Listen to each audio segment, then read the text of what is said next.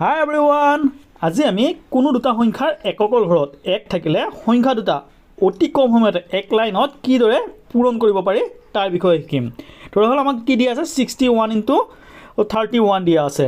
চ' ইয়াত দুটাৰে এককৰ ঘৰত এক আছে। আমি কি কৰিম, এককৰ ঘৰ দুটা সংখ্যা প্ৰথমতে পূৰণ কৰিম। এক একণ কিমান হ'ব 1। ইয়াৰ পিছত কি কৰিম, দশকৰ দুটা যোগ কৰিম। 6 + 3 কিমান হ'ব 9। এতিয়া কি কৰিম, আমি দশকৰ ঘৰৰ সংখ্যা দুটা এইবাৰ আকৌ পূৰণ কৰিম। 6 × 3 কিমান হ'ব 18, অৰ্থাৎ 61 × 31 কিমান হ'ল 1891।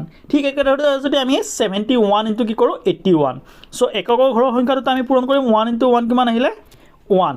7 + 8 কিমান হ'ব 15ৰ 5 হাতে 1। এবাৰ কি কৰিম 7 × 8 কিমান হ'ব 56 + 1 কিমান হ'ব 57, অৰ্থাৎ 71 × 81 কিমান হ'ল 5751। তোমালোকে যদি কনচেপ্টটো ক্লিয়াৰ হৈছে এতিয়া মোক 51 × 31 কিমান হয় কমেণ্ট কৰি জনোৱা।